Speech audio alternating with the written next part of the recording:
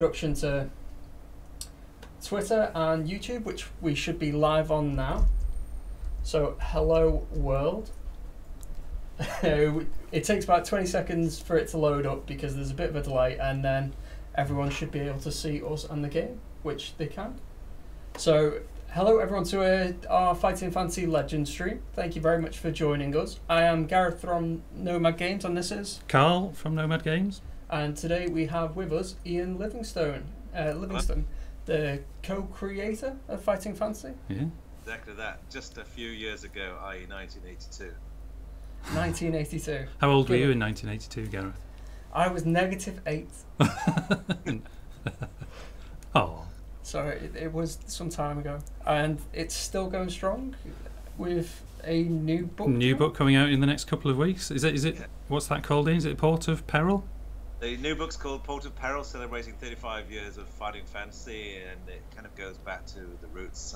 You end up thinking you're on a mission to find some lost treasure, but you quickly realise that there's dark forces that are at work, and you have to try and overcome that. So it takes you back to Darkwood Forest and Port Blacksand, a legendary place in City of Thieves, and I think those who played them in the 80s will enjoy a wonderful nostalgic return to the world of Final Fantasy, and those who've never played it before, the new generation, I hope they'll find it equally as exciting, because Final Fantasy seems to have survived the test of time, which is brilliant. And of course I'm looking forward to the release of Final Fantasy Legends to see the whole world come alive in digital format. I think we all are here at Nomad Games because it's been one of the projects that we've seen be built from the ground up internally, from the paper prototypes, and everyone taking their turns going into the meeting office to play, to see what it's like, to see what the feedback is, and everyone was coming out of the office going kind of, I was killed by an egg. Did you come across the egg? What happened to you? And fell out of a tree and things like that. Yeah, the classic Fighting Fantasy tales where everyone's read the same book but has a different tale to tell. It's personal to you, isn't it? That's the thing. That's the main thing that you just nailed there, is people see it as a very personal experience. Normally books are a passive experience, reading about somebody else's adventure, but in Fighting Fantasy, you the reader, and in your case, Fighting Fantasy Legends, you the player are the hero, and they talk about it in first person. So it's all about, I did this and I did that. Yep. So hopefully they're going to have a fantastic time playing Fighting Fantasy Legends. I mean, it was part of the excitement with us going through it, of not only the personal experience, but what happened to you. What is your story? And I think in the initial... How did I die doing that? Sorry? Yeah, multiple ways to die, but you take it very personally. You do. Well, although to be fair, if it's called Forest of Doom, you kind of, it's Citadels of Chaos. It's doom laden, isn't it? Yeah. So you get what you expect. City of Thieves. Yeah, it's the Ron Seal factor. There's no ambiguity. Yeah, are there any kind of secrets or hints you can give us about the new book as to where it might take us, or any kind of recognisable characters that might make an appearance, or would you rather keep it all a nice surprise? To tease out a few things. You will be going to Darkwood Forest, so clearly you're going to have an encounter with Yastroma, the wizard. You're going to meet characters that appeared from several books. You're going to even have the opportunity to meet Mungo, who featured in Island of the Lizard King. In fact, he died in Island of the Lizard King, so this is clearly a prequel. Spoilers! And of course, there's a certain Mr. Zambar Bone, who may or may not be making a reappearance in Port of Peril. But don't we kill him in this game? Spoilers again. They just don't know when to stay down, these people, do they? The Lord of Bone has many a different magic element behind him that would keep him going. Yeah, you'd expect. I guess so. Yeah. So I guess on the same day as Port of Peril being released, there are 5 other books. Is that right? Yes. The reason why I'm pretty excited about this is that Scholastic, who are the world's largest children's book publisher, picked up the rights to Fighting Fantasy and are very enthusiastic because they'd seen a resurgence in the genre. Those who enjoyed playing them in the 80s now have their own children, and were trying to say, hey, I used to play this and read this when I was a child, have a go. Now normally children reject out of hand anything that their parents say they should do, but thankfully it seems to resonate with the millennial children in the same way it did with children of the 80s, and that's brilliant because it's about empowerment. You are the hero, you're making the choices, and I think that really resonates with the connected generation. I agree with that, because my experiences growing up and getting into console gaming were the likes of early Elder Scrolls games, the early Fallout games, Final Fantasy, and kind of part Fighting of the Fantasy came out 5 years before Final Fantasy. Get that quite clear. Yeah, yeah. The love and passion for the advanced games in inverted commas was the choice that you had, the ability to freely explore a world and make that game your own. And it's one of the things that Fighting Fantasy does very well. Even though it's ink on a page, you very much feel like you have created your own character. This world that you live in through the book is very much a very visceral experience, one you can picture clearly in your head. Yeah. Well, I think it's the same with Port Blacksand as well. When you read City of Thieves, it does feel like a huge, sprawling city with the dark alleyways and, you know, creeping around corners, wondering what's going to jump out at you next. And hopefully we've captured that, you know, quite nicely in the game, of which we've just somehow got. Did you just kill the guards? Yeah. You killed the guards. Yeah. Which is, I mean, that's the exciting thing about a digital version of Fighting Fantasy, is that you with a book you're limited to the number of choices that you can offer, because the book is an analog medium, but with digital you can have multiple points of differentiation at the same encounter points, which of course I've seen with Final Fantasy Legends, that if you go back to the same place it might not be the same next time you go, which is a brilliant iteration on the medium. It was actually something whilst designing the game that was a bit of a head scratcher, was how do we deal with some of these encounters when the players return there, because obviously with the book the encounter is as it is, and although you have different solutions, different options and conversation choices, it's always the same. You know, it's on a page, so it has to be the same. Yeah. So for things like the Lizardine and some of the other encounters in Port Blacksand, it was quite tricky to figure out what would happen when you go back. You know, are they still there? Are they angry with you about how you reacted to them last time? And it felt a little bit like I was treading on religious ground in a way, because you know these are sacred things. Don't you mess with Port Blacksand. I think Port Blacksand messed with me. If it didn't, it wasn't doing its job. That should be a t-shirt. I think one of the things we came to kind of recognise in the books and the game as well was that almost everything will attack you, and even the most seemingly innocuous thing like a spade or a potion or something, once it's used it can attack you. Or a helpless man. A helpless man, yeah. Helpless man, do you want to help him? Yes, he attacks you. A small boy on the floor, you know, these are they're after you, these things, and it's quite a tense feeling. Very sorry to hear that. No, it's good. So will Port of Peril be the last book, do you think, or have you got the itch now? Well, no, I've really enjoyed writing Port of Peril, even though it was quite agony at parts. I spent 4 months, probably 12 hours a day, writing pretty solidly, but I've really enjoyed it. It's turned into a bit of an epic. It's nearly 60,000 words long, almost twice as long as one of my others in the past, but it's been really fun returning to the world of Balancia and meeting old friends, or should I say old enemies. Yeah, I've really enjoyed the process, and I am definitely going to do another one at some point. And of course, Steve Jackson and I have always committed to celebrate the 40th anniversary in 2022 with some sort of going back to see old Uncle Zagor in Firetop Mountain. So stay tuned for that one. So we're probably committed for another few years yet. Right. But of course, that also relies on the success of the relaunch by Scholastic, and I think they're going to do a pretty good job, such as the size of their distribution power. So the original book, The Warlock of Firetop Mountain, was written by both of you. I think you took half each or something like that. Do you think you would ever do that again? That was quite tortuous, actually. Right. For a number of reasons, because you're handing multiple stories from one person to the next to carry on, because of the branching narrative, and then the game system on top of that. So whoever writes the second half has to pick up on where these multiple strands are and where the balance is, and that was very difficult.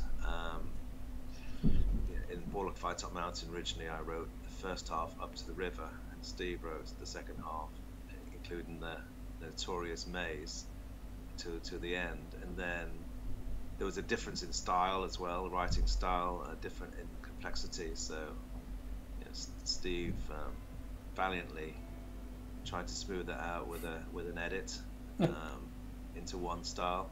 We realized we had to then do them separately. Not only realized because of it made sense to do it, Penguin suddenly discovered they had a hit in their hands back in the day, and after not doing any marketing whatsoever, they suddenly realized, having reprinted 10 times in a month, that they might have a hit on their hands, and they commissioned 2. So Steve did Citadel of Chaos and I did Forest of Doom. And then by 1984, the books were flying. When Death Trap Dungeon came out in April '84, there was huge playground craze about Fighting Fantasy, and normally kids' books back in the 80s were selling like 10,000 copies, and Death Trap Dungeon sold nearly 400,000 copies in its first year, and dominated the charts. Wow. So it was extraordinary because there was no, obviously, social media to spread the word. There was only playground chat, but the children at the time certainly did a valiant job in spreading the word about Fighting Fantasy. It's the kind of traditional thing with children's toys and books, is that you aim it at them, you don't aim it at the people with money. You get the kids to go and harass their parents and say, "Mum, Dad, this thing's come out, I need it in my life." Yeah, they seem to need it a lot. It was brilliant, and there's a lot of reputation at stake at who could get through the books first, and a lot of exchanging books and exchanging ideas, and then people getting into writing their own little mini adventures and drawing creatures. It was quite an impact at the time, that's for sure. So some of the we had to buy some of the books, obviously second hand, whilst researching for this game, and actually some of them still had the pencil drawings and stats and things like that inside on the pages from the children who owned them originally. It was really nice, of people drawing a dragon or naming a sword and things like that. It was really nice just to see that's somebody's memory. I mean, it's a shame that they've sold it now, but that's they'll probably still remember that, and it's just ingrained in people's minds, isn't it? Yeah, because when they read them, they felt they were actually there. Yeah. Do you have a favourite book that you've wrote? Or it's a bit like asking me what's my favourite child. So I can't really say one standout one. I think clearly the most emotional one was Warlock Firetop Mountain, the first one, which I wrote with Steve when we first saw that in the shelves of W.H. Smith's. That was a big moment for us. But so having 4 children, I'll tell you the 4 I've written myself. That would be, no particular order, City of Thieves, Forest of Doom, Death Trap Dungeon, and Port of Peril. Excellent.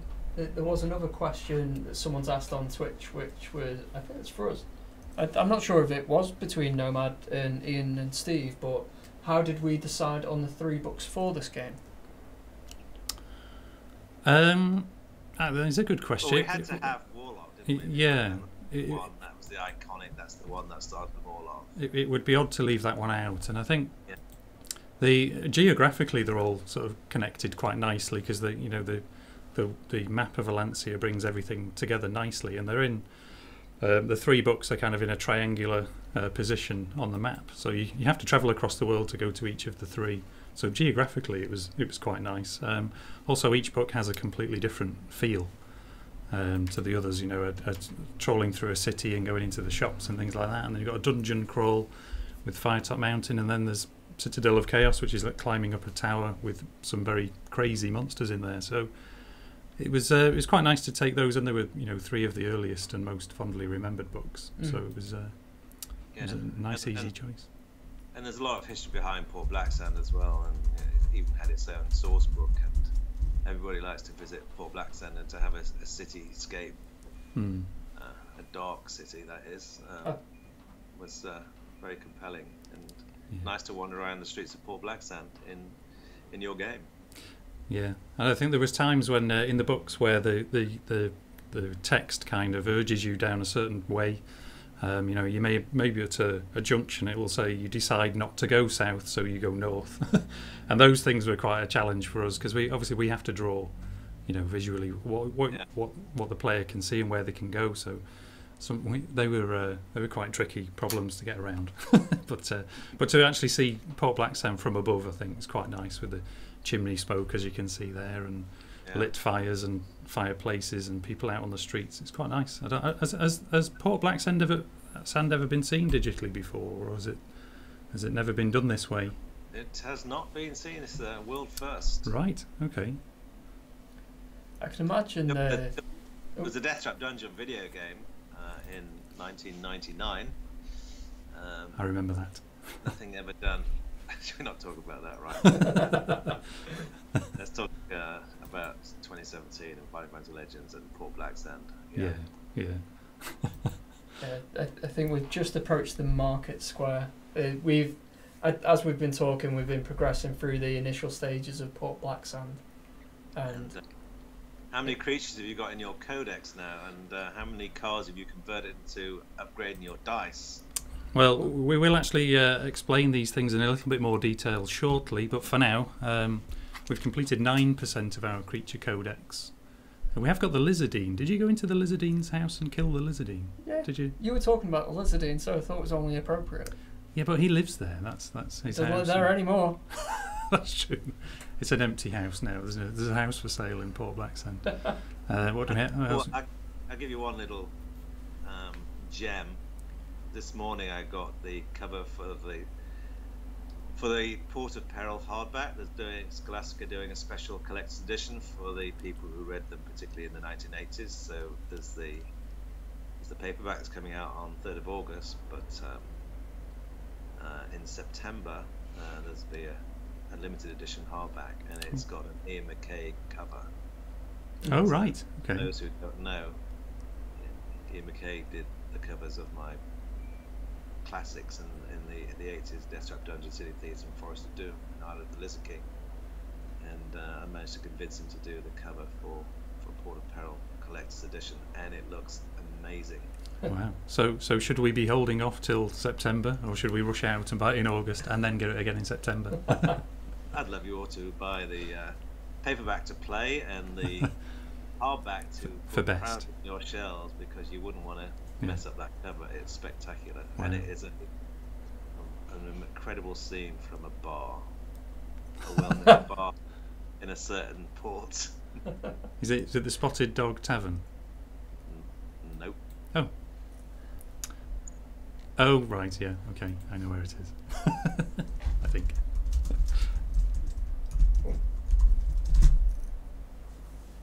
Yeah, now Ian McCaig, for those who don't know, after he did the Fighting Fantasy game books, went on to create Darth Maul for George Lucas, and he's a master of the medium.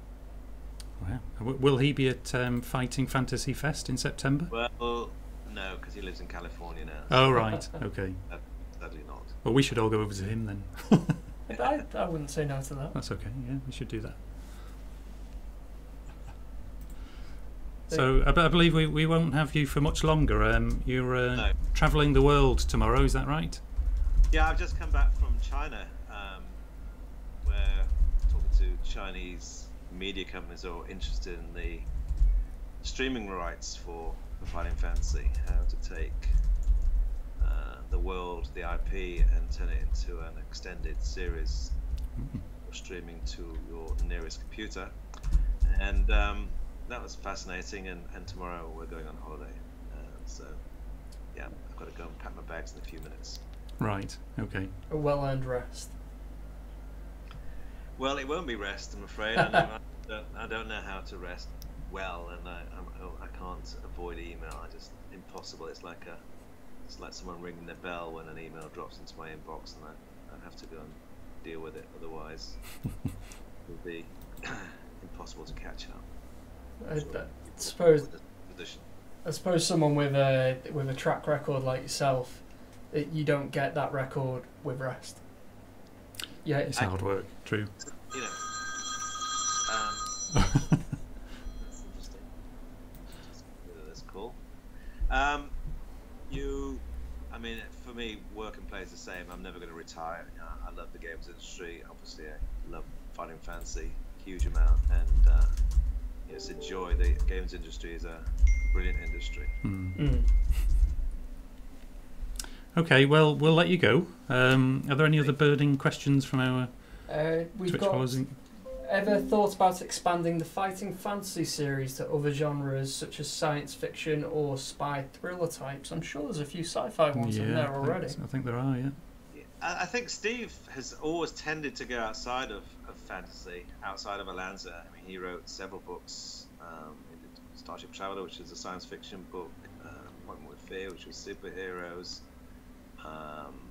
He likes going outside of the world of Valencia. I prefer to stay in it.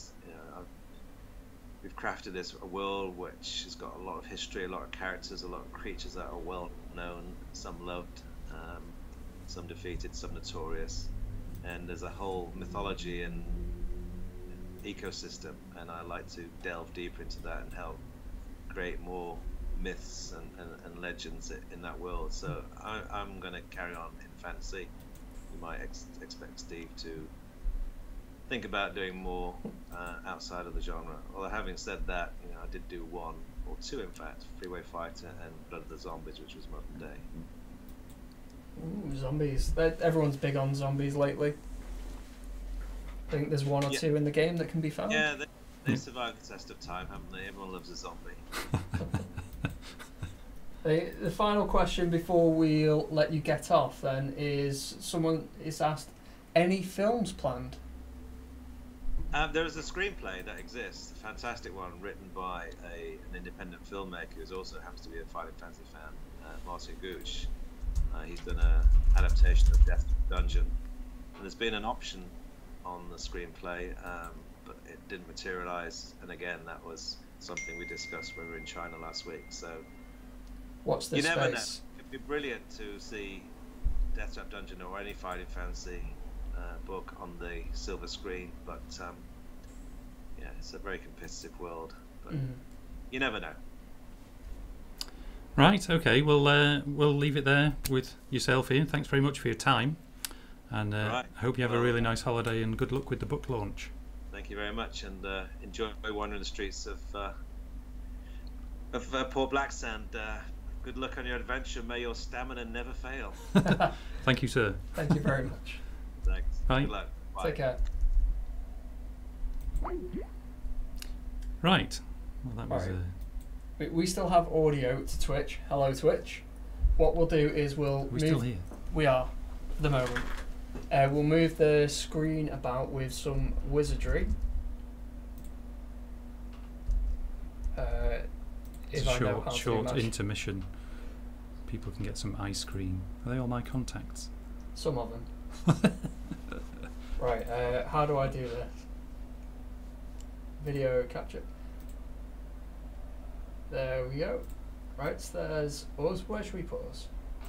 We'll go down here and then we'll make us up. Make us as small as possible. There we go. That'll be alright. That'll be okay, I think. That way we're not overlapping any text. There's never anything important down there.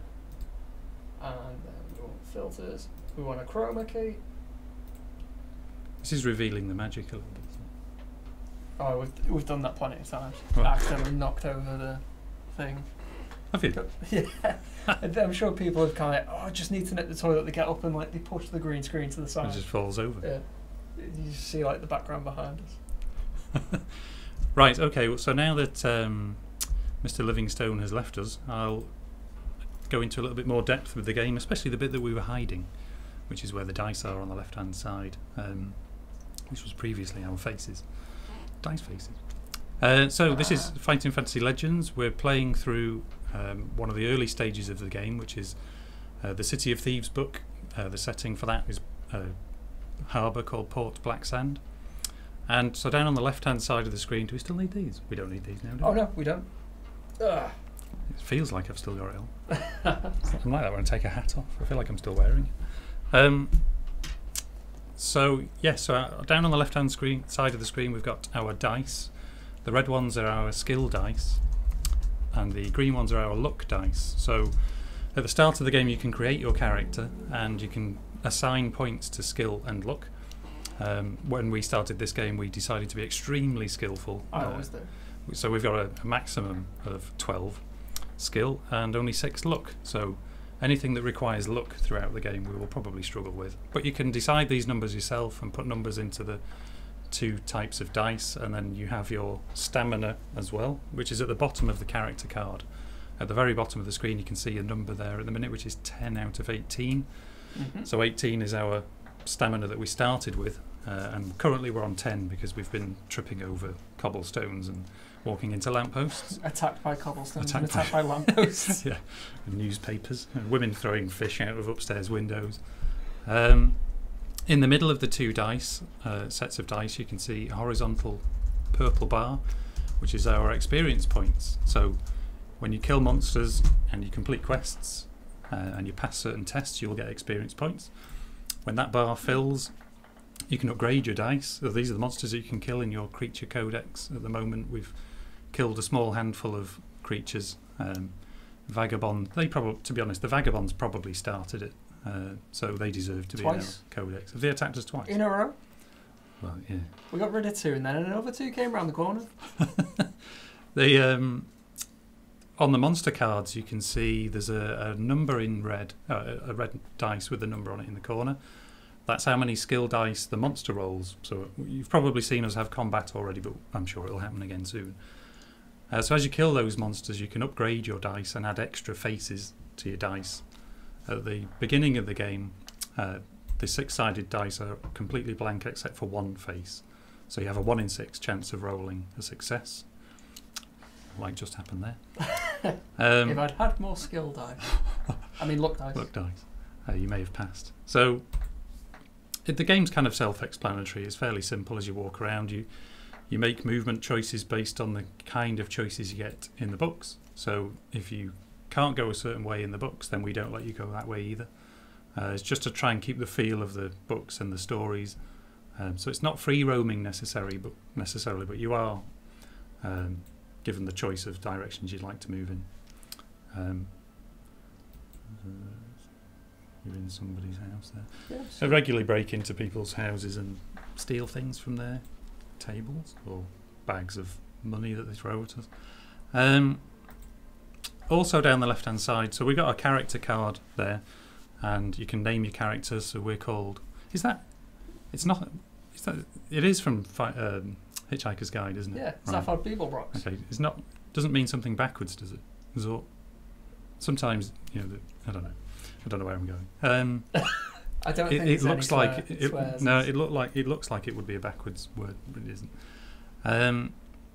And at the beginning, you can choose from 3 avatars. There's a human barbarian, a dwarf fighter, and a lady elf. But they are just purely cosmetic. They don't affect the game. They get little perks. Perks. Yeah. Cosmetic. We'll let people discover those. And then we also have a title system. So as you wander around the game and you do various deeds, you will unlock a title for your character. At the moment, we are Zaphod Beeblebrox the Serenaded, because somebody sang us a song earlier on. There are lots of titles to try and find within the game. We've currently found 13% of them. You start with the Stranger, because you're a stranger. I'm allowed to give up my favourite one that I've had so far. Are you allowed? Yeah. Did you say? What is it? It's cheese related. No, don't give that one out. Oh. There is a cheese-related title. Every game should have cheese in it somewhere, I think. But there's plenty of cheese in this one. But cheese must have been important in the books somehow, and we've just... It was a happy accident when I discovered the title. I was like, would you like to do this thing? I was like, no, what's the point in that? Oh, I guess I've not done it before. Cheese title! Yeah. Hey. It's a 35-year-old cheese. To the left of your character card, at the bottom left of the screen, you can see a list of quests that you can go on, which is the top button there. I won't click it because there's some things in there already. Lurk within, right, okay. So we're already on some quests. The main quests are the same as your quests in the books. So kill the main bad guys of City of Thieves, the Warlock of Firetop Mountain, and Citadel of Chaos. Beneath your quest log there is the creature codex, which we've just seen, and then just underneath that is our inventory. So I think there's nothing spoilerish in that yet. Open it quickly, we'll find out. No, they're okay. That's alright. They're okay. So this is our inventory. As you wander around the game, through the locations, you will draw cards at certain points. That's us. Are we one of the cards? Sorry, I shouldn't do that. I was about to do that and then realised I'd just disappear off the top. You draw cards as you wander around the dungeons and the streets and the towers. And if it's an item, then you get to keep that item and take it with you to use later. All of the cards say, some of the cards say what they're for, some of them are a bit more cryptic, like the garlic. Well, it's for cooking. What else would garlic be for? It's a very specific instruction. Yeah. And you also get a special skill card. You can choose from 6 skills at the beginning of the game when you're creating your character. We've chosen curse resistant, which means we're unaffected by curses. But that card is in your inventory as well as a reminder. And I think that's everything apart from the amount of gold pieces you have, which we've got 18 at the moment, which we can spend in the shops or waste, because we like to waste money on things. Yes. It's one of those things where you have moments in the game where you're like, I have all the gold in the world, and then you've got no gold. You're like, where did that go? Where did that go? Well, I mean, it is called City of Thieves, so you tend to have gold thieved from you regularly. And you also waste it in the shops. But anyway, so this is the combat system, because we've decided to have a fight with some guards. What did you choose to get into this fight? Resist arrest. We were 50-50. I asked the chat whether we should pay the fine or resist arrest. So we're resisting arrest? Yes. Well, we were talking about the dice, so... True, yeah. Well, this is the combat system. So because we have a skill of 12, we have 12 skill dice. Shake the dice hard. Whenever you let go of the roll dice button, it blasts the dice out. And so we rolled 2 faces and did 2 damage there. And Sour Belly has hit us for 1 now. We've only got 6 stamina left. So, the yellow dice that we've also got there to roll with us is a weapon dice, luckily. Right on time, we just rolled the sword on there. So we have a short sword, I think, at the beginning of the game, which allows us to roll that dice and does extra damage, though it is. It is a short sword? It is a short sword. And that's a level 1 weapon die, that yellow one. So, which is why it has 1 face. And they go up to level 3. Well, that's correct. Which is a 50-50 chance of success. So we now... So you just rolled 13 dice and didn't hit... With 2 of those dice having a 50-50 chance. That's quite... This is some resist arrest. Who chose for us to resist arrest? Neo Gambit. It's all Neo Gambit's fault. Yeah, so if we get killed now, it would be a good opportunity to show what happens when you get killed. Oh, look at that! He's just hit us for 5. Dice are rigged. Right, so... Can we make one game where the dice isn't rigged? It's definitely not rigged in this one. It's as random as you can get. So this is what happens when you lose all of your stamina. You'll fall unconscious wherever you were, and you'll be thrown out of the level that you were in onto this lovely map of Alancia, just outside Port Black Sand. So it's a roguelike game. You never actually die. The books have many instant death places. You'll fall down a hole or tread on a rake and hit you in the face, a garden rake. Black cat crosses your path. Yeah, anything really, and you'll just suddenly be dead. And the point of that is to learn not to do those things again, make a different choice next time and go a different direction. So what we've done in this game is, I mean, they're fine when you're reading a book because you can start again and go through the book again. But what we do in this is we allow the player to learn what they just did, what they failed at, not to resist arrest next time, or not roll such bad rolls, maybe. I tried. I held and I shook. Could you not have smooth talked the guards? That wasn't an option, was it? I could have paid them. You could have paid them, yeah.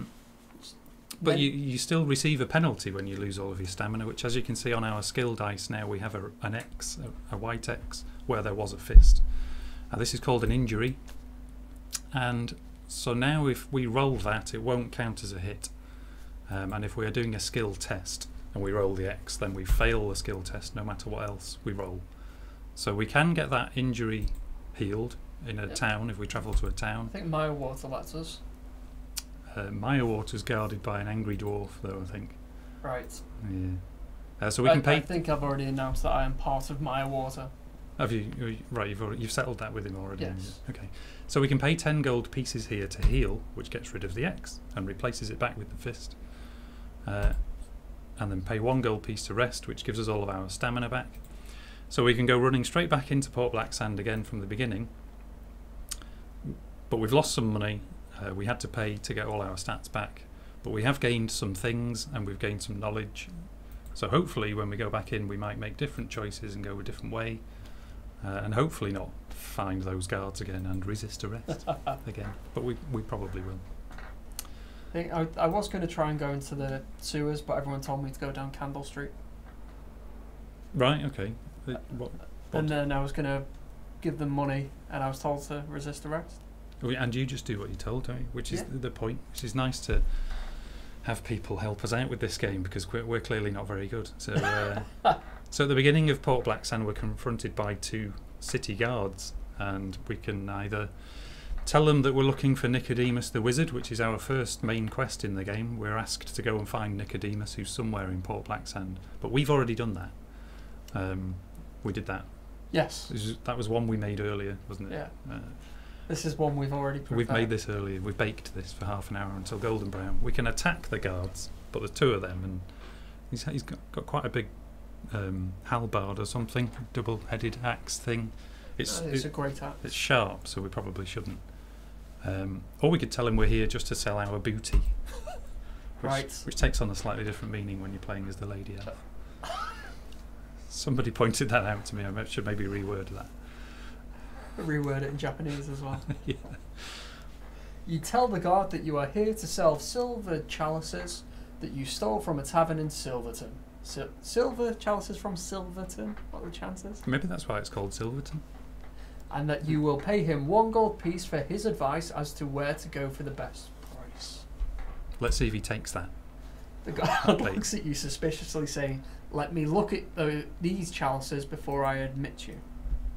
So we have the option to say the chalices are cursed, we can attack them, or we can attempt to run past. What shall we do? And we'll think about it for a few seconds. I assume the chat will say attack, because they're like... Oh, there's a cell, and there's a cursed. The cell was before, which has got us into this place. Yes. We've got cursed and run. Well, anyone want to go for attack just to spread the options across? We are a dwarf, so maybe if we run, we could go straight under the legs. That's happened in a film. I'm sure it happened in Lord of the Rings. Yeah, he might have done. Gimli went... Did you run straight under? Although if you had a tall helmet, that probably counts as an attack as well. So what are we doing? We're trying to run past them. Right, okay, so here's a good example of a luck test. I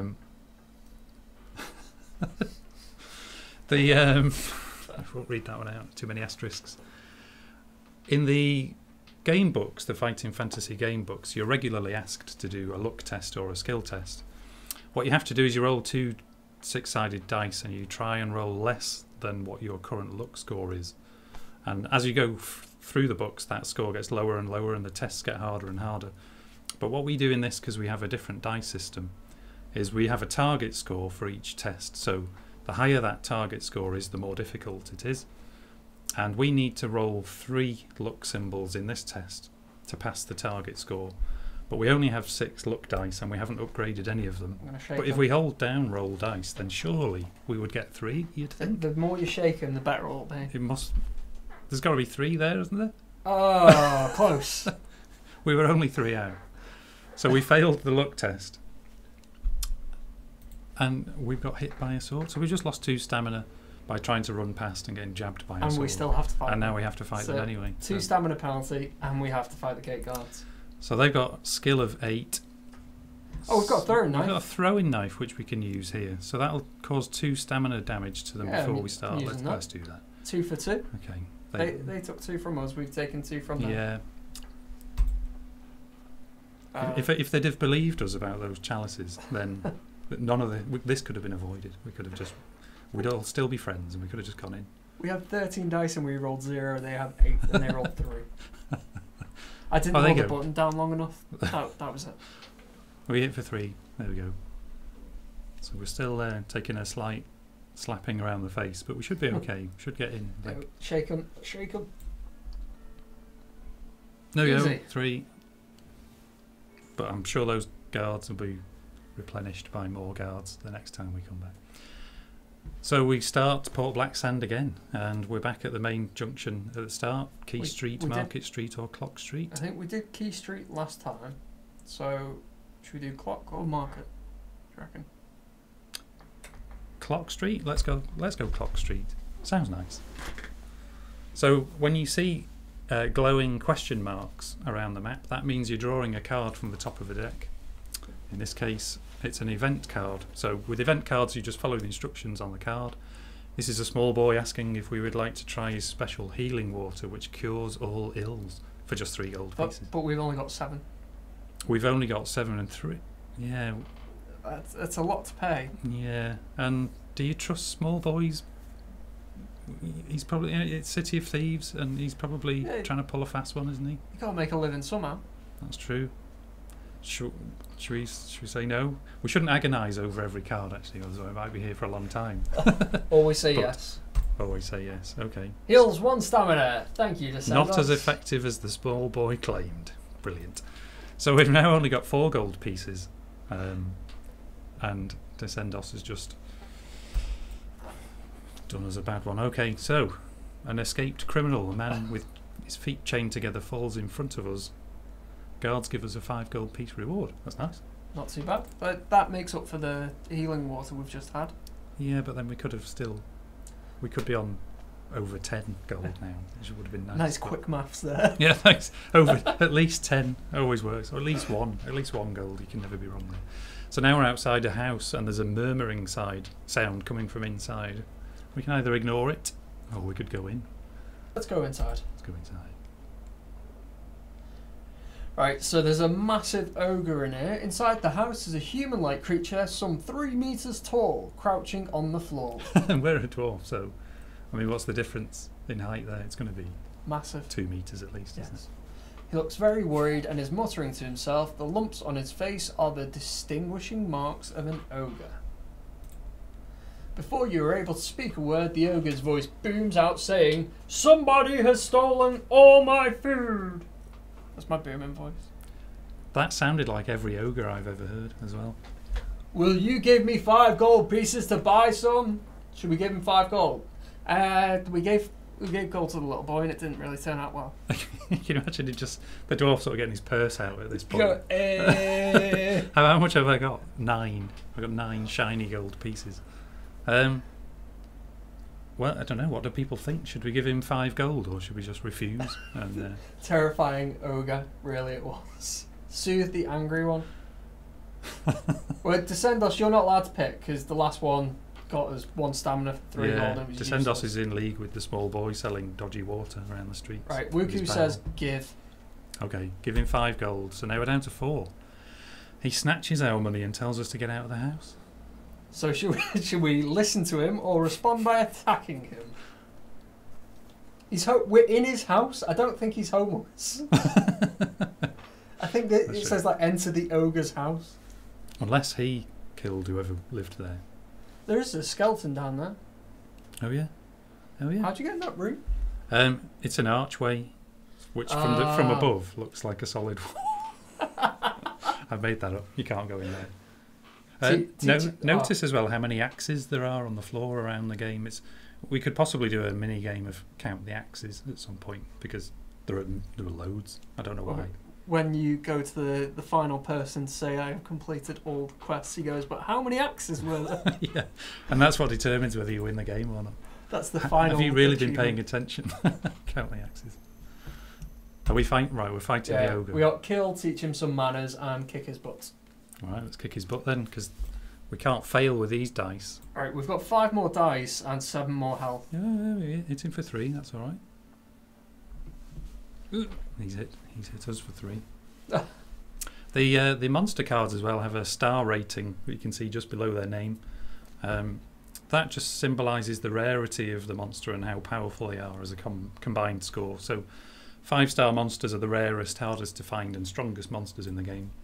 And 1-star monsters like ogres who just murmur in their house, they just get 1 star because they're easy to find. There's a lot of text that basically says there's a chest. Would we like to smash it open? Well, we may have worked hard to get to this chest. We need to draw a chest there.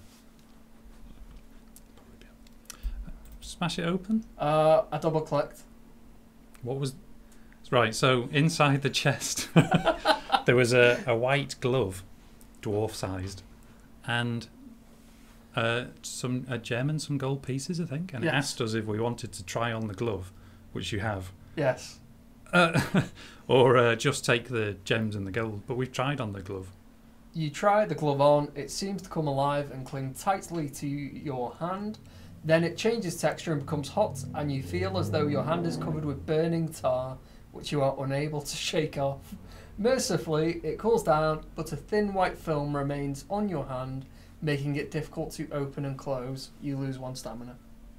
It's like when you've been on holiday and you've burnt your hand, and then it peels. Yeah. It's a bit like that. And I'm injured. Right, so when you receive an injury, as what happened when we lost all of our stamina before, we get an X on our skill dice, which, as we've seen, costs 10 to heal. And it also means we're going to miss with that dice for skill tests if we roll the X. So if you roll the X during combat, it doesn't count? It just doesn't count as a hit. But if it's a skill test, it's an automatic failure no matter what else you roll? Yeah. So we ended up coming out of the ogre's house with nothing, really, didn't we? Yeah, we lost a bunch of stamina, lost 5 gold because we killed him and didn't take it back. Oh yeah. We gave him 5 gold, we should have taken it back, and left it there. And then I accidentally put on a glove, and it attacked me. This is going well. This is a legendary story already. This is where heroes begin. Right. Look, I'm not going to attack the guards because we need money. Right. Because we need at least 10 gold to get rid of the injury. Okay, there's another card draw here. It's an old man. He will give us some advice if we pay him 2 gold pieces. We turned down... We need money, but we turned down his advice before. Did we? Yep. The chat told us to ignore him. Always say no to advice. Always... Oh, well... But he's an old man. I mean, he's probably been around. His advice might be useful. Right, let's find out then. But then we've only got 4, like you say, and we will need to pay for healing. So no? I'd say no. Support the local business. Local businesses. I don't think an old man wandering the streets is a local business. The old man takes your money and offers you the following advice. Be nice to the landlord at the Spotted Dog Tavern, or he will set his brute of a troll on you. He then hobbles away. It's probably worth remembering that. He's probably making a fortune, isn't he, going around the streets offering his advice to everybody. We've had a few questions. I think one of them was right there. How is the replayability of this? Well, it's designed for replayability, really. Your intention is to play through the levels over and over again. Just like with the books, really. You read the book and you make notes, maybe, or you draw a map and you learn from where you went last time, make different choices next time. And this is just one of the books. There's 3 books in the game. There's the titles to collect, there's the creature codex to fill, there's achievements, so there's a lot in there. The ogre's been added to our The ogre's codex. now in our creature codex as well, so we've got 10% of all the monsters. So it's extremely replayable, and this is just one difficulty level as well. There are actually 3 difficulty levels. 4 if you count hardcore mode. I think that Hardcore should be a mode, standalone. yeah. There's hardcore mode as well. I'd forgotten about that. Which That's your Bloodborne, Demon Souls, Dark Souls, it's fans. It's angry mode, isn't it? It's stressful mode actually. It's with hardcore mode switched on. When your stamina runs out, you've lost. Your hero is dead, and you have to start again. So we don't have the being kicked out of a map and being able to go back in and heal yourself like we do when it's softcore. I was trying to think of the opposite of hardcore, non-hardcore. We'll go with that. The very first time I tested hardcore mode, I was defeated by the gods. I got my nice shiny sword, ran in, swinging, because I was like, I need XP to increase my my dice, and died. Like that was the end of that Well, you sentence. need to talk your way through. There's a lot more thinking when in hardcore mode, really, because you need to don't go charging into all the fights like that. You kind of You might last longer. in the different difficulty levels, you get into certain habits. Because you're like, right, if I attack this person, it's easier win. If I go here and attack these people, that's an easy win. Increase my dice and go attack the medium people. You get knocked out, kicked out, and then you go back through with fresh health. But on hardcore mode, you immediately have to go, I can't attack anything. How do I get through this game without attacking? It's like tiptoes, isn't it? You're tiptoeing Yes. through it, and then the card draws. There are some really tough monsters in the deck that if you draw those early on in hardcore mode, it can be the end straight away. You know, a bit like getting the dragon right at the beginning of Talisman. It's it's in there, and it's a nightmare. But that luckily we're not playing on hardcore mode because we couldn't handle it. We can't take it, and we'd have died already because we got kicked out. So we'll fight some dogs instead. Now we've already got the wild dogs in our codex, so we won't gain anything for killing these except for experience points. Yeah. So if I can defeat anything. And we will actually. If you can see our XP bar, we only need 2 more experience points to level up.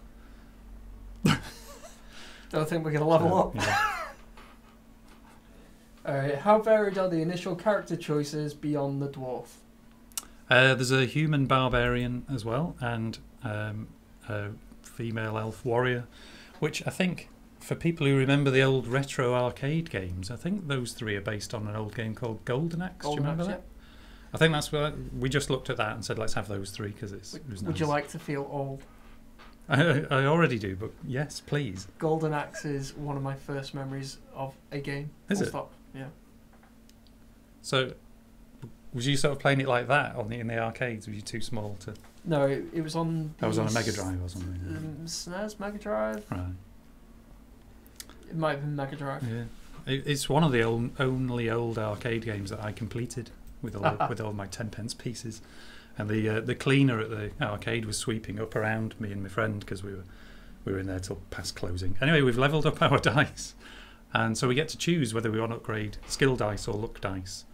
And what will happen is whichever one we choose, we get an extra face on the dice, so increasing our chance of success for that dice. So at the moment, though, what we can also do is if we upgrade our skill now, it will overwrite the injury that we've got, so it will replace the X with a fist that's kind of sat underneath it from before.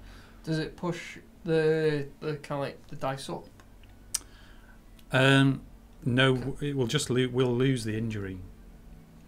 So do we want to try and get 10 gold and pay to get rid of the injury, or use our upgrade to get rid of the injury? Well, we're low on money, so maybe we're never going to be able to heal that injury because we keep giving it away to the locals. There's a pawn shop ahead of us. Is there anything we could sell stuff There to? is a pawn shop. I don't know if we've got anything that the pawn shop will take. We'd only find out by going there. On our last run through Port Blacksand, we went into that house and declared ourselves a tax collector, and she gave us 12 gold. Yes, we could do that as well. So Do you reckon she'll let us get away with that? that might happen again. But she might remember that we took money off her last time and not be so friendly next time. Oh, Neo Gambit saying get rid of the injury. Alright. Injury gone then, healed, okay. So we're right back on a fully upgraded dice now. We're about to get knocked out and get injured immediately. The dice can only have a maximum of 3 faces, or fists in this case. That's really because we realised when playtesting, oh look at that, fun. We realised a 50-50 chance is still quite good.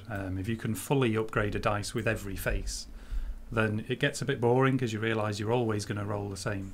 You know, when you're fully upgraded. There's no tension in it. Yeah, there's no randomness, there's no tension. It loses the feel of the books a little bit. So 3 faces is the maximum for each dice. Were we supposed to be giving something away today? We're supposed to be giving away a Steam key for this very game. We probably should have announced that. Yeah, well, but then the game isn't out yet, so it would be a key that doesn't work anyway. But it'll be for release day, so we can just choose somebody. I did something magical. Look, if we go over to Twitch, background's gone a bit funky. It's because the sun's just come over us. Rare. Right. What are we doing? I've set up some giveaway thing. Did you? Yeah, I think so. So if we go to active, people who have spoken in the last 20 minutes, or all users that are viewing us right now. All, I suppose. Right. We don't want to mess about with subscription time. Is this just going to randomly pick somebody that's watching us? Is it? Yeah. That's a clever bit of magic, that, isn't it? We used to have this this robot called Revlobot, R.I.P. Revlo. It's up. Is it in the attic? It's with the big guy in the sky now. Right. And it had various features where we could run competitions on Twitch and such, and it just stopped working. They kind of pulled support for it, so we no longer have that. So I guess what we should declare now is we're about to give away a copy of this game. Do we have a release date yet? It's the 27th of July, so it's only a couple of weeks away. So I think we've got a Twitch bot thing that will pick a name out of a hat, and you will win a copy of this game when it's released. So we'll message you on Twitch with a Steam key. Is it strictly Steam? We should be able to give away platform of choice, I think, because it is coming out on Android and iOS 2 on the same day. So we can get codes for those. So we can just let them pick if they reply to. Geeky Chappy won yesterday. He got a copy of the Dragon expansion. Oh right, okay. Lucky geeky Chappy. That's not very easy to say. That's the way odds work. I almost wish I hadn't won Talisman yesterday, as it makes the odds of me winning again today so much more unlikely. Yes, because odds remember previous results, don't they? Right, so let's give this a whirl. Anyone that is currently in chat on Twitch, we're about to press a button, and apparently Twitch will tell us one name at random, I think. Let's try. Has that worked? I think so. Yeah, there we go. The winner is Varne. Oh, it came up in the chat as well. That's magical. Okay, let's write that down or something. No, we can whisper to Varne. Right, okay. Congratulations. We had an ASMR experience yesterday. A what? ASMR. I got it right yesterday as well. It's autonomous sensory meridian response. It's a big YouTube phenomenon where certain tones and sounds and the way people talk cause it's like tingles going down your spine, and there's like loads of channels of people talking like this, and me and Amanda went off on one. All right. But if we whisper, what? Right. So, congratulations, Varney. You can have your free copy of the game. Hope you enjoy it. Make sure you tell your friends, and then if they all buy it, then they'll enjoy it, and they'll think you're great because you've made their lives better. Pre-orders, please. Well done. I need to get this. Pre-orders, please. Oh yes, you can pre-order the game at the moment. The PC version, that is, at Green Man Gaming and Bundle Stars and Gamers Gate. And Gamers Gate. And they all offer 10% off, I think, possibly all of them, and an extra one of them, Bundle Stars, I think, give you an extra 10% off if you own Talisman. So that's not bad. And considering that was on sale recently, that might be a lot of people. So win-win for everyone, really. So that's pre-ordering. You could also add it to your Steam wish list now if you're on Steam. so that you'll get a notification on release day. But you'll be so excited anyway that you'll already know. But yeah, so that's the pre-orders. I think it's those three, isn't it? Green Man Gaming, Gamers Gate, and Bundle Stars. Yes. And I think they're all doing 10% off when you pre-order. I should probably do the other sales pitch thing of, say, Talisman Digital Edition on PlayStation in America is currently 30% off, and it's 40% off if you have PlayStation Plus. PlayStation Plus. End of sales pitch. So yeah, we should have gone into the pub to do all this in the game. There's two pubs. Oh, there is. We could have gone in the pub and then we could have do our, sit by the fire and then do all our sales. Come on, everyone, gather round. Oh, we found Pedro. We found Pedro the dog. There's a dog that wanders around Port Blacksand called Pedro. There's a little gem for you. That's the name of Ian Livingstone's dog. And he just follows you around. So whenever you gain gold pieces now, you gain an extra gold pieces because he's either sniffing out an extra one or he's possibly stealing it. We're in the Hog and the Frog now. Right. Hog and Frog Tavern. Okay, it's fairly quiet, so we can do our sale. Although that's it, isn't it? That's the end of the sales. Yeah, I think that's the stuff we're supposed to mention. Yeah. Pre-orders for this game that we're currently playing, Fighting Fantasy Legends, out 27th of July. 27th of July, Steam, iOS, Android. Yep. In Japanese and French as well. Yes. Can I switch to Japanese or will I have from break? No, you can try. Look, yeah, I mean, if anybody knows Japanese, they might be able to tell us whether this is right or not. It should be. But yeah, that's Japanese right there. I mean, that says return to street if my Japanese is as good as it used to be. That says left. And that says right, yeah. I didn't realise we were as good at Japanese as we are. It's okay. So yeah, so the game will ship with English, French and Japanese language options. Possibly more to come that we can add further down the line. But the books were very, very popular in those countries, which is why we chose those mainly. And here one of these might be Resist Arrest. Here we are at the guards again at the end of Port Blacksand. No. I thought you were good with Japanese. One of those is Sneak Past and the other's Climb the Tree. The one on the right says climb the tree, doesn't it? There is a picture of a tree, to be fair. That's the clue. Okay. Are we going to try and climb the tree? Okay. I'm trying to climb a tree. It says you climb the tree. Okay. There we go. So yeah, must have. We're now in a tree. You're in a tree. And the guards have come after us because they saw us climbing the tree. And then that says. Sorry, am I skipping too fast?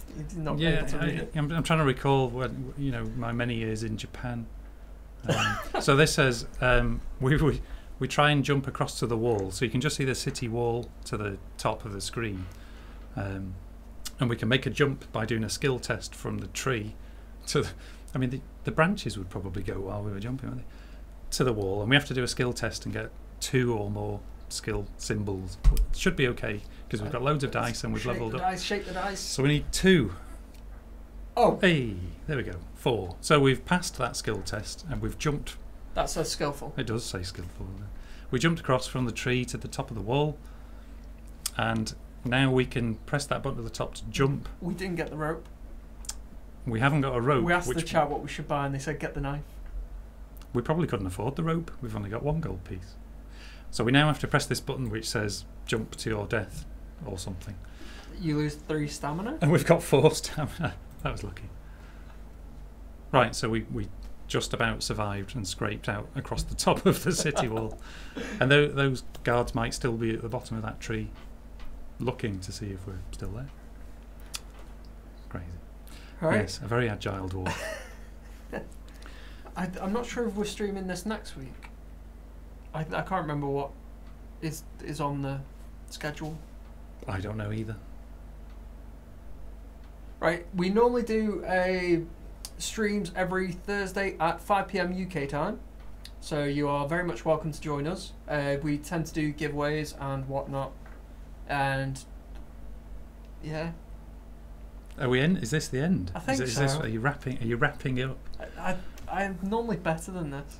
I normally start really poorly, where we kind of turn we press go on Twitch, and then we're kind of under the table fiddling things, plugging things in, and we're like, oh, hello. Thanks for joining us. And then at the end, I'm like, right, this is thanks for the love and support and like The coming. professionalism's kicked in by then, yeah. Well, maybe we could just quickly run across the map a little bit so people can see how nice the map is or something. But that triggers quest stuff. Yeah, it does, but it looks nice, doesn't it? Is there a zoom? No. There are various parts, like now. Do we want to read this, or are we gonna? We can. We were followed by a dove, which had a little message on its leg, which caught us up and left us a message. Is this the final version? There's a Japanese typo. Was there? I'm not sure if they could tell us. No, it's not the final version. We've still got another week or so of development, so we can fix things like Japanese typos, if there are any. There might be a few. Hopefully not. So we're currently walking through Darkwood Forest. You wouldn't know, it looks like a lot of broccoli. But it's actually Darkwood Forest. With the wizard Yaztromo. Forest of Doom isn't included in this game, but this is where he lives, and at the beginning of that book you go and visit him and then work your way through Forest of Doom. We can go and see him. There's an awful lot of text is about to come up about. Get the game, you can read it at your own. Yeah, you can make your own choices and don't do the same things we did. Don't hassle the guards and maybe don't give the people all your money away. Don't pay for advice. Make your own choices, play it your own way, and hopefully you'll enjoy it. Good luck, braver adventurer. Alancia's future is in your hands. You thank Yaztromo. Is it Yaztromo? Yaztromo. Yaztromo. I've been saying Yaztromo, but Ian said something before, and I was like, "Is that Yaztromo?" It's apparently it's come from Nostromo, the spaceship in Alien.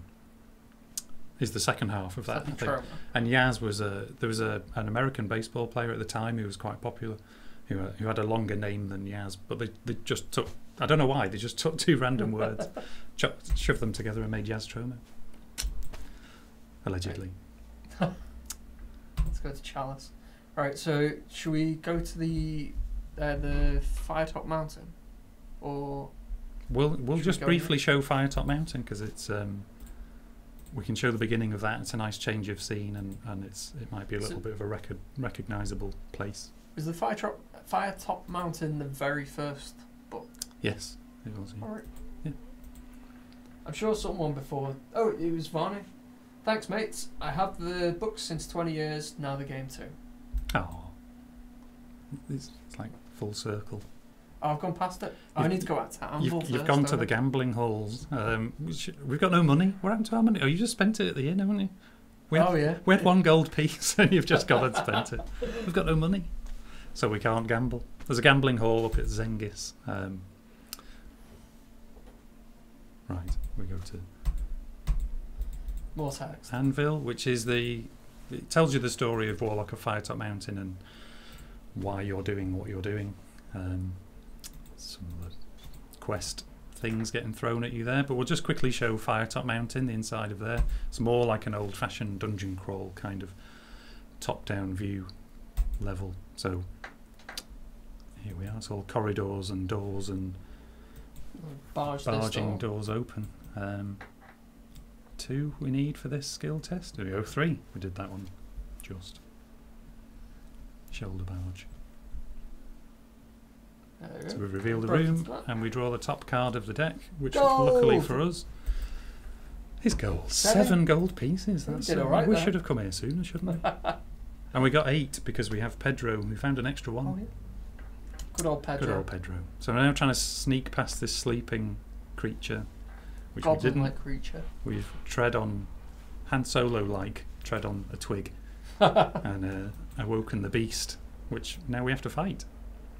So with a higher luck, we probably would have crept past him and survived for a little bit longer before passing out, as we probably will do.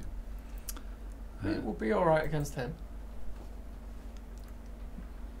He's not even hit us, that's alright. So you can see that we're getting better. Your chances of success slowly creep up. Enemies do less and less damage to you the more... Ooh, what's this? A chest trap beast. So I it think lashes out at us and does... That's not bad. It does 1 stamina damage. So there we had to roll 3 luck dice and take 1 damage for each blank. So the more you've upgraded your luck dice, the less damage you would take, hopefully. And we only took 1, so that was okay. Mimic. Yeah. It's probably... Is it pre-Mimic days? I think this was written around... I mean, Ian Livingstone and Steve Jackson... Well, they... the intention of Firetop Mountain was to be like a single-player version of Dungeons and Dragons. Yep. With less rules, something you could play if you couldn't get your friends round. And so they may have taken a lot of the monsters from Dungeons and Dragons, like the Mimic, and just renamed it. It wasn't... no one knew what a Mimic was back then, maybe. Oh, we've got a sugared cake down there that we can use. Yes, Tramo cables. So when we have objects that we can use, they appear down at the bottom of the screen, like that. Which, so that would give us 5 stamina. We've only lost 3. Look what I found! Cheese! It smells revolting. That's been sat there for 35 years, waiting for somebody to find it. Look, there's more axes there. See, there's 3 axes on the table. They're everywhere, them axes. It's a fine cheese. See if there's any axes in here. No, but there's a rubber duck, I think. So there is? There is a rubber duck. Oh, more gold. Yeah. Hey, doing all right there. We should invest that in Go to the gambling halls and invest.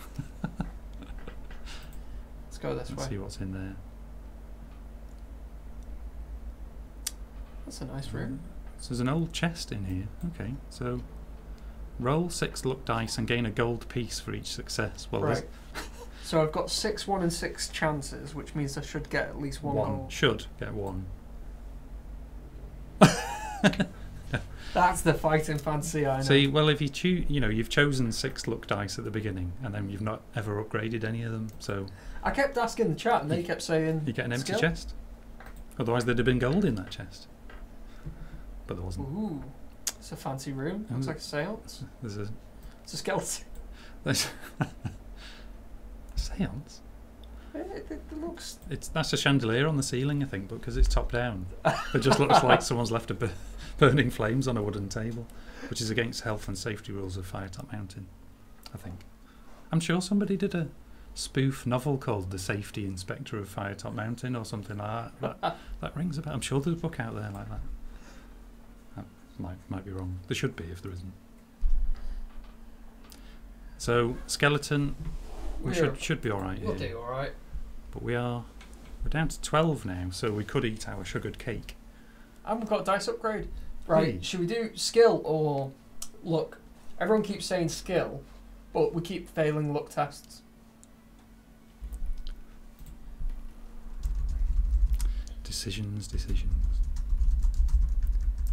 There are skill tests and luck tests in the game, so it is fairly balanced. Someone says luck, someone says skill. What do you do when that's 50-50? I'd say luck. Yeah. There we go. Let's go luck. Let's get some luck going. So we've got an extra clover symbol on our luck dice. Should we eat the sugared cake? Oh yeah, I meant to do that. Alright, we'll get 5 stamina for eating the sugared cake. There we go. Boom. Hey. Back to full health. Well, I think I'm going to leave the screaming man inside. There's a screaming man in there. Yeah. Sounds dangerous. Sounds wild. He must be screaming for a reason. Let's not go in there. Reminds me of not the 9 o'clock. No, that was the week that was. Were you angry? I was livid. No, it was not the 9 o'clock news. It was the gorilla, wasn't it? When they said, was he wild? When he said wild, I was livid. So we just found a skill potion, I think. Was that a skill potion? From the card draw. So that allows us to pass 1 skill test when we use it. So you can either just use that whenever you next get a skill test, or you can try and save it up for the more difficult ones. It's up to you. But you only use it once. And there's a giant book on the floor. It's a spell book. Okay. A small leather-bound book entitled The Making and Casting of Dragonfire. Use against dragons.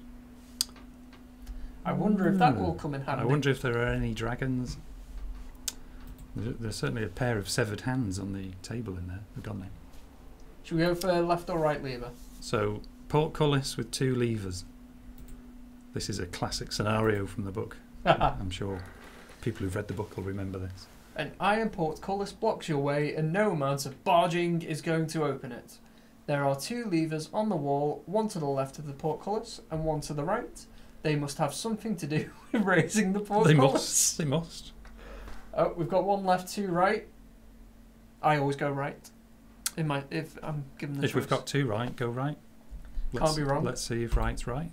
If the portcullis opens, Nice and easy. it must be right. So we go through. It'd be funny if we just got gunged or something. Pulled a lever and a load of sort of dungeon leftovers fell on us or something. Alright. What? So there's another card draw in here. So the top card is Invisible Workers. Floating shovels and picks dig at the rock here. You find the scene relaxing to watch. My favourite event in the entire game is the bench. Why? It's just a random bench. You walk in, you're about to get attacked by this and that, and there's a big boss battle ahead of you, and it's like, you draw a card and you're like, please help, please be useful, please be useful. You find a random bench. You sit down for a while. Well, you know, you need somewhere to sit when you're on a dungeon crawl. It's always traipsing about.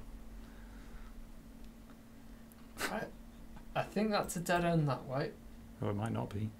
It's too late now. As you can see with this level as well as with Port Blacksand, we're kind of always urging you forwards by your movement choices. So we have a door that we can read an inscription on it. We listen but hear nothing from the other side. We'll go in. Looks like a library or something. There's a dude in here. Seated at the table is an old man with a long grey beard who is toying with 2 small white objects. The old man beckons you forward and asks if you are game for a wager. We've got some gold. Let's go. Do it. Good, says the old man. Now let us compare our luck. That might be where we struggle. Choose an amount of gold. You and your opponent take turns to roll all of your luck dice and must pass increasingly difficult luck tests. You will roll first with a target of 1 luck symbol. Then your opponent has their turn and must roll 2. Then you must roll 3, so on, until one of you is unlucky. He's got a fair amount. So he's got 12 luck dice and we've got 6 with 1 upgrade. I'll gamble 2 because that'll round us off to 10. Okay, so if we lose... I'm going to shake them. So we just need 1 luck symbol on this first roll. There we go. And now he has to get 2. Which he hasn't. So we won. Hey. Should have bet more. So we won 2 gold there. But possibly 3 with Pedro sniffing out another one from somewhere. Gambler's fallacy. Look what you just did. We started on 12. We're on 10 now. It went to your head, didn't it? That win. What's he doing here in the middle of this dungeon? Oh, I don't know the answer to this puzzle. You don't know? Oh, right, okay. So this large square. There's an extra space there after large. Oh yeah, and a comma. Yeah. The comma's all right. Okay. The large square room is completely bare, but the floor is covered in a mosaic of tiles. Some of the tiles are larger than the others and have letters etched onto them. You must cross the exit on the other side by stepping on the lettered tiles. Do they spell out a word? Do they? I've not been able to find the word so far. Okay, well let's stumble through it then.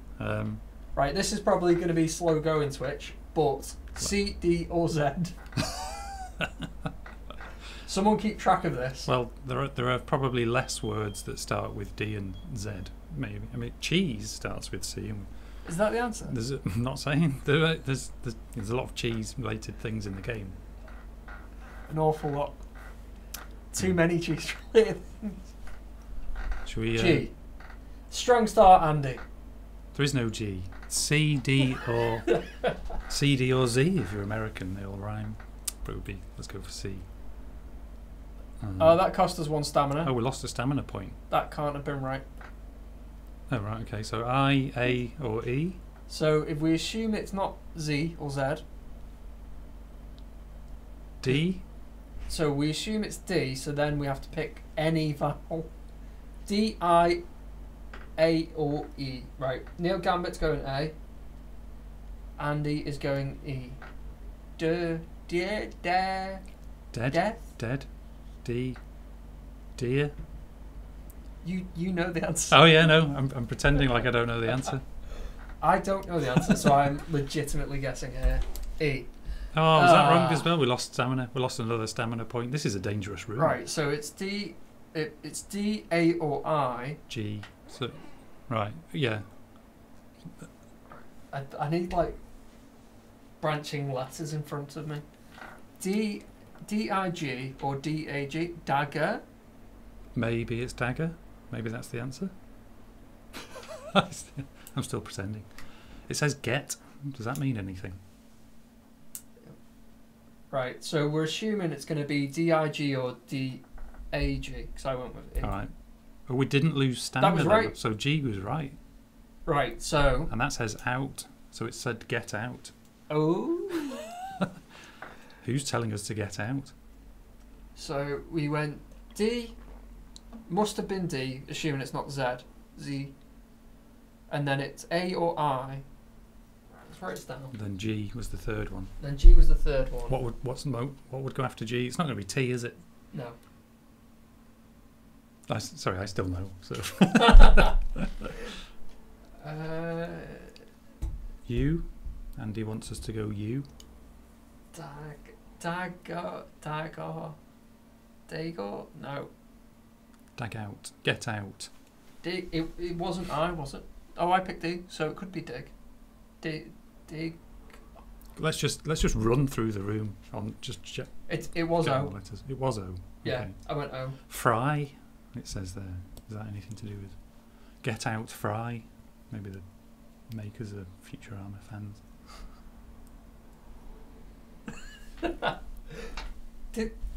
Maybe it begins with Z. We don't know. Let's just pick one and move on. The exit. I think that worked as well. We still don't know what the word is, but I'm sure people will discover it when they're playing. Gold! More gold. 4 gold pieces. So we're on 15 now. We'd have so much more if you weren't gambling all the time. Oh, there's a nice big flame there. And the people of Port Blacksand weren't conning us all the time. We'd have a lot more. Geeky Chappy reckons it could be Zagor. That'd make sense. That would, yeah. Dig, yeah. Dig up, dig out. I think we got a bit hung up on the middle part, like the one letter we got right. So we just got washed downstream after jumping in a river, and we've ended up in a situation where we're at a river crossing with 3 ways to cross. There's a sign which says ferry service 2 gold pieces, please ring. We can afford that somehow. We can use a boat nearby or cross a bridge. So there's 3 ways. A rickety old bridge. A rickety old bridge. Which you could attempt. I don't like that, the placement of that word. It's not you can Attempt, walk across. You can attempt to walk across. So we don't like spending gold. We hard earned that gold. We just found it on the floor. Adventuring. Yeah, but it was still on the floor. I'm gonna use the boats. We brought a dustpan and brush with us, and we're sort of scooping up gold pieces from the floor as we go. Geeky Chappy said we should have rang the bell. Ooh. You happy to give up our gold? As you cross the river in the boat, it seems to take on a life of its own and starts to capsize. You frantically attempt to row the rest of the way. Test your luck. Test your... Target score of 3. Okay, so we've got an upgraded luck now. So we got 1. So we failed, and the boat capsizes, and we fall into the river. Dwarves and boats never mix. It is true. We should probably think of leaving it here soon. It's been a long stream. I tried before. You did. I know.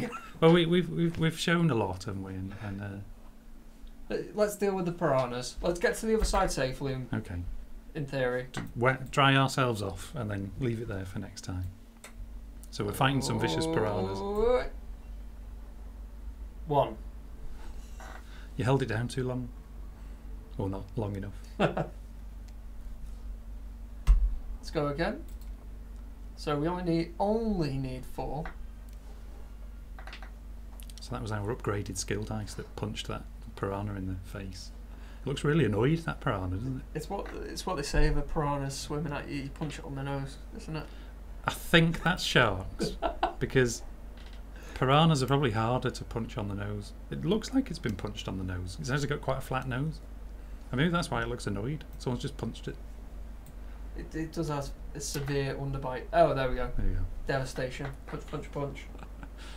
And that's gone in our creature codex. We've got 4 new entries in there since we last looked. We're on 18%. So we got an orc, a chest trap beast, a skeleton, and a piranha. Excellent. So we're on 18% complete there. There you go. Right. We're on the other side. We'll leave it there. It's a dramatic moment. Cliffhanger. Dun, dun, dun. What happens next? Tune in next week to... I don't think we're streaming next week. Oh, right. Or not this. So that's Fighting Fantasy Legends out on the 27th of July. We hope you all go and buy it, except for the lucky guy who... Varney. Or lady who got a free copy anyway. You can pre-order it from Green Man Gaming, Gamersgate and Bundle Stars for 10% off. You can add it to your Steam wish list. We hope you buy it when it comes out and make your own adventures. And hope you enjoyed the stream. I hope you enjoyed having Ian Livingstone as a special guest, and maybe you learned a little bit about Fighting Fantasy that you didn't already know. We're not worthy. We're not worthy. He is a titan of the industry. He is. And he's flying all over the world currently. So we were lucky to have him for half an hour. Right, we'll leave it there then. Thank you very much for joining us. Thanks for everyone that's commented and viewed and followed and liked. And hopefully, if you like the looks of Fighting Fantasy Legends, which is above us, Gamersgate, Green Man Gaming, and Bundle Stars get you 10% off. Yeah, or 20 if you own Talisman from Bundle Stars. From Bundle Stars. Right, we'll see you next Thursday at 5 PM. Thank you. Take care, all. Bye. Oh, and just that frame. Bye.